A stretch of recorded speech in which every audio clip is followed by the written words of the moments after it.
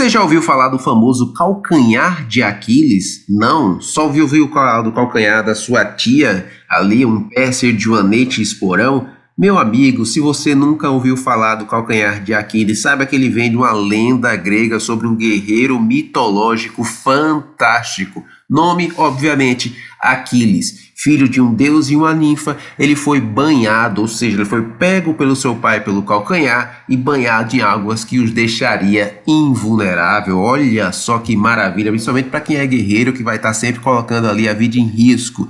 Então, tirando esse calcanhar de Aquiles, que era a sua fraqueza, obviamente que não tinha sido banhada por esse mar, mas nada impedia esse pai de pegar pelo outro calcanhar e molhar lá. E que vacilo, hein?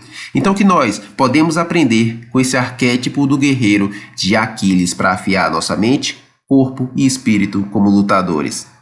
Esse arquétipo, vamos tratar primeiro sobre a parte da invulnerabilidade. Vamos lembrar que o Aquiles foi banhado, então ele era invulnerável, ele tinha toda aquela parte da coragem de sair para cima dos inimigos, mas também vamos lembrar aqui que ele era invulnerável. Essa invulnerabilidade dele vir da água e molhar, e essa fraqueza dele vir exatamente do calcanhar, exatamente vindo dos pés, pode nos dizer alguma coisa, que essa invulnerabilidade dele, assim como foi demonstrado no filme com Brad Pitt, pode sim ser uma representação da verdadeira velocidade que o Aquiles tinha. Então pode ser uma representação que acabou na mobilidade do guerreiro. Se houver alguma coisa que destrua a sua mobilidade, isso sim é sua vulnerabilidade. Não interessa o quão forte você é, mas se alguém pegar num pontinho fraco teu, você vai estar lascado. Exatamente como acontece com o calcanhar de Aquiles, né? Se você tiver um cortezinho do seu calcanhar de Aquiles, já era toda a sua movimentação. Também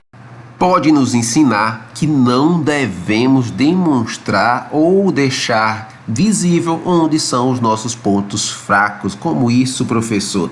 Olha só, se você anda com a cabeça para baixo, se você anda com os ombros também arriados, se você anda com um jeito meio de covarde, olhando para um lado e para o outro, se você não possui meio de se defender, ou seja, você tem uma aparência de fracote, você não consegue enfrentar certas situações, se qualquer coisa você dá um pulinho, então você está demonstrando a sua fraqueza para os outros. Óbvio que seu inimigo vai crescer com isso. Se você também não possui qualquer capacidade de defesa, seja uma arma de fogo dentro da sua casa ou algo do gênero, a pessoa vai entrar na sua casa e vai desafiar você e vai tentar fazer o que ela quer. Então tudo isso é deixar a sua fraqueza à mostra. Talvez se o Aquiles tivesse feito uma ferradura ou uma bota de ferro exatamente nesse calcanhar, ele não tivesse sido derrotado ou morto na guerra de Troia. Foi essa invulnerabilidade e também as habilidades cruciais que o Aquiles tinha, porque ele era um guerreiro extraordinário, não era só a invulnerabilidade que fazia a fama dele, que o fez pensar que ele poderia ser, sim, invulnerável, imortal e tudo mais que fazia ele ser negligente, como eu disse. Ele sabia dessa história, ele sabia talvez do seu ponto fraco e mesmo assim ele foi negligente, só usou uma sandalinha ali e nada de proteger a sua principal fraqueza, que obviamente era o calcanhar. Então, se você consegue identificar suas fraquezas, se você consegue identificar os seus pontos fracos, você deve mitigar isso, você deve fortalecer esses seus pontos fracos para que eles não sejam tão pontos fracos desse jeito. Outra característica do Aquiles seria a coragem. Você tem coragem? Ah, professor, mas ele era invulnerável, era fácil ele ter coragem ali sendo invulnerável. Sim, o fato dele não poder ser morto não quer dizer que ele não podia ser derrotado. E para que ele ser derrotado talvez fosse muito pior do que ser morto. Pensa nisso aí. Então ele enfrentava todas as situações que apareciam na frente dele. Ele enfrentava por quê? Porque ele estava preparado. Se tem uma coisa no mito de Aquiles, é a preparação dele. Aqui Aquiles está sempre treinando, está sempre se preparando.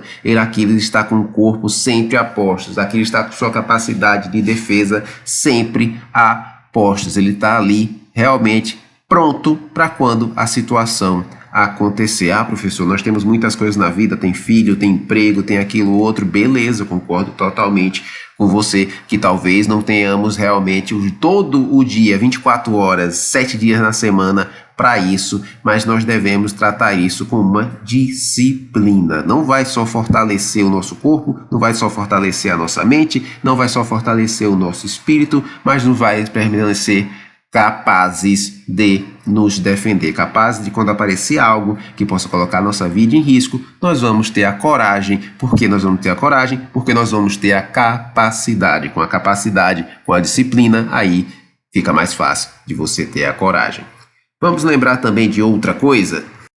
O Aquiles tinha um código moral pessoal muito elevado. Então ele também tinha essa ideia de que entrar num combate justo, o outro inimigo também precisa estar armado. Então essa ideia do combate justo faz parte do código de ética do Aquiles, mas isso não se aplica para nós. Como assim isso não se aplica para nós? Nós formos estar no caso de uma defesa pessoal, de uma defesa da nossa vida, isso não se aplica para nós. Fica bonito, né? É bom você fazer isso quando você treina com seus amigos, num sparring, mas quando chega numa situação real, você tem que lembrar que você tem que sair com a sua vida. Então, quanto mais chance você der para o seu inimigo, mais chance ele vai ter de tirar a sua vida. E essa não é a ideia quando você entra no combate. Você entra no combate com a ideia de que eu vou morrer aqui, não é o lugar onde você deve estar. Então, é o lugar onde você diz, não, vou sair daqui com vida e não importa se para isso eu terei que aniquilar o meu inimigo. Então esse código pessoal e moral do Aquiles não é aplicado nessa parte diretamente do combate, mas você pode usar um código moral de ser honesto, de ser verdadeiro, de ser um bom amigo, de ensinar os outros a ter disciplina, de passar bons valores para os outros em todas as outras áreas da sua vida e quando você estiver treinando com seus colegas de treino, obviamente. Mas na vida, quando aparecer a chance de você se defender, sua vida vale muito mais e vale qualquer coisa acima desse código, para que você possa repassar o seu código, possa repassar os seus valores e não o seu inimigo é que vai repassar isso. Tá certo? Vamos para as nossas conclusões finais.